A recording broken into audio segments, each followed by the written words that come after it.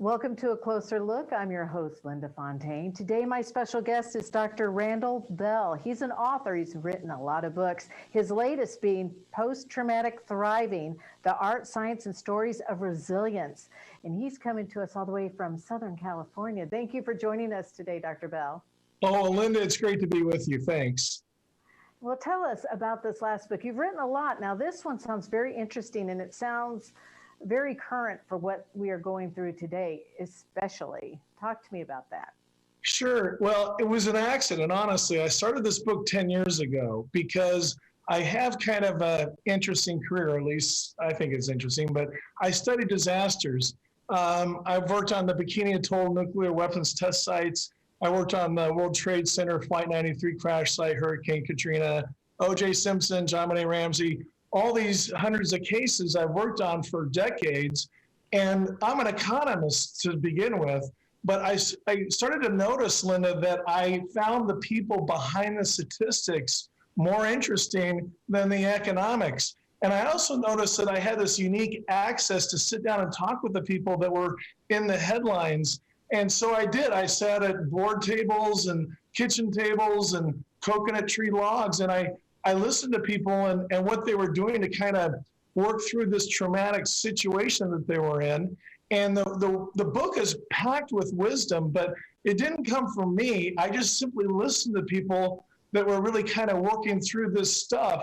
And then I got the academic research, really went through that and put it all together to, hopefully help a few people work through their traumatic situations.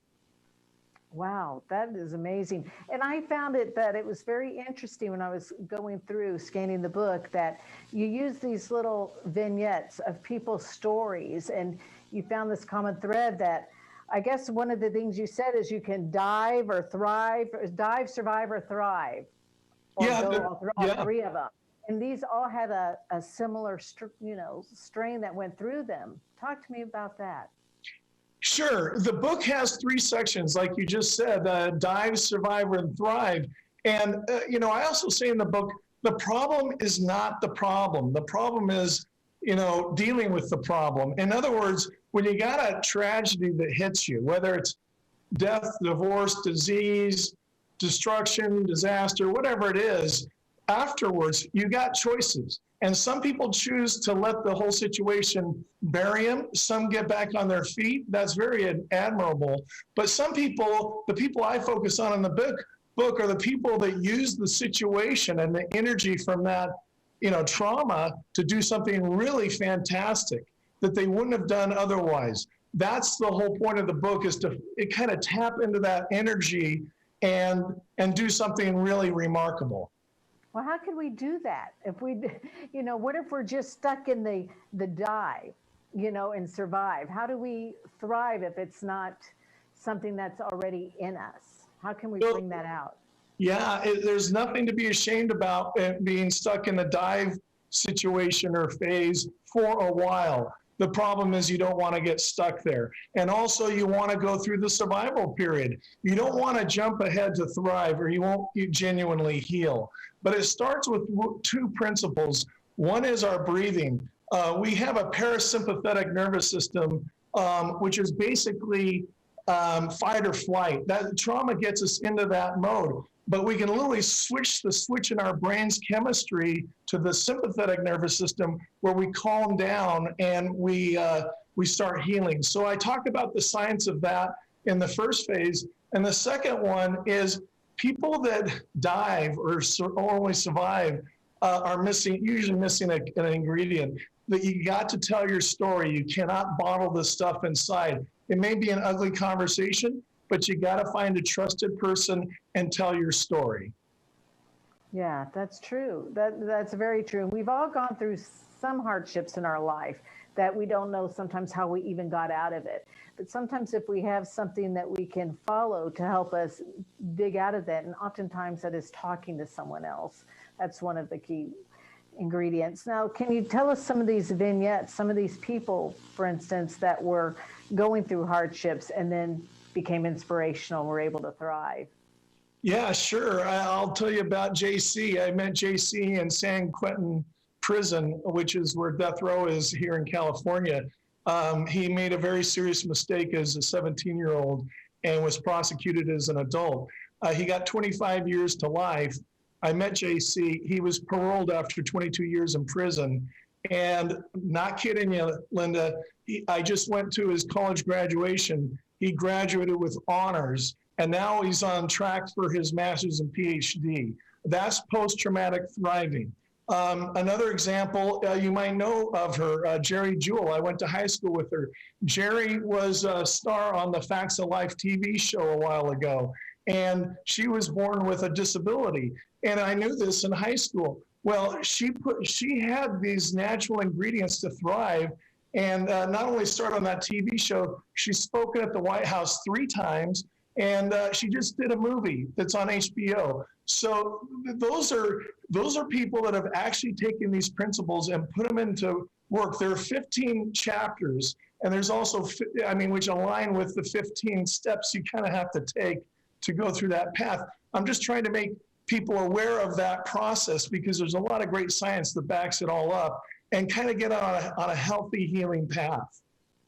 Very good. So who would you recommend this book to? Anybody that's going through anything in particular that's hard, that's going through a depression, so to speak, or somebody that just needs to shift gears, or is it for maybe anybody to draw inspiration from? What would you suggest? I mean, obviously for me, it's people that are going through trauma and how to be inspired to get out of it. But what else would you recommend? Well, the statistics are that 66 to 85% of the entire population has been through a trauma by college age. So there's a lot of people, and trauma hits and affects people in different ways. So something that may not affect you may affect me or someone else. It's not a competition. So as for anybody, you said the word depression. A lot of people, go through the shock and the anger and the denial, but then they kind of land in that depression spot. And if you find yourself there, I think this book has some principles, both anecdotally and scientifically, that will kind of help you work through that. That's I think, the target person that should read the book. And you've written a lot of books. What brought you to wanting to write this book? Yeah, well, this book's very different because my last book was all about Leo Fender, who invented the electric guitar. Mr. Fender lived 2 streets away from me, and he had a glass eye, he was deaf, and yet today, Fender guitar is $1 billion industry. So that was the last book I wrote. This book's very, very different than that. But I used Leo's story in this book. Yeah, that's what I was going to say. When you were telling me a little bit about him, I thought, I bet this was one thing that led to another with this book idea. I love that. Is there any other pearls of wisdom you would like to share with us about your book? Well, the thing is I shared the 2 dynamic duos. There's about 8 or 9 principles that are like that through the book.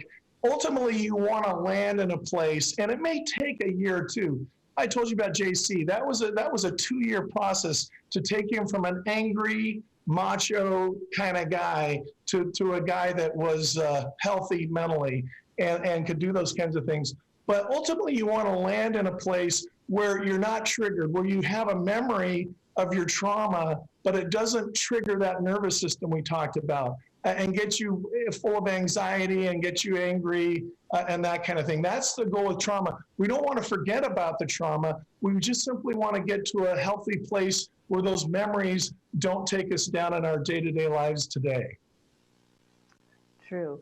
Now, 9/11, is there anything about that in your book? I think I talk about it. I know I'm talking about one of my books. I worked on 9/11. It's a long story, but I was retained in that case. But I happened to be in New York giving a speech 6 days after 9/11. And I'm haunted by those memories because literally you had people walking up to you with a flyer saying, "Hey, have you seen my mom?" Yeah. I mean, it's just horrific damage. But even something as bad as that, or even just simply watching it on TV, can be traumatizing. And so the principles, again, kind of help you work through that so that you can have memories of it, and be respectful of the whole situation. But on the other hand, you're not taken down and switched into that negative place where you can go if you don't kind of apply these principles. That's true. Very good advice. So you said there's two components, and the first one was breathe to start off, right?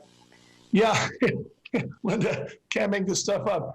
The first time I ever meditated in my life, I was sitting between two convicted murderers in San Quentin prison. I mean, they call it grounding because some people associate meditation with religion. We're not talking about religion here. We're talking about breathing exercises that resets the brain's reactions. And, there I am. And then later, I was talking to my cardiologist, and she said, hey, if you want to heal from some of your heart issues, I recommend meditation or grounding. There's 20 studies that came out of Harvard that prove, without a doubt, that breathing exercises kind of help us out. So, important principles.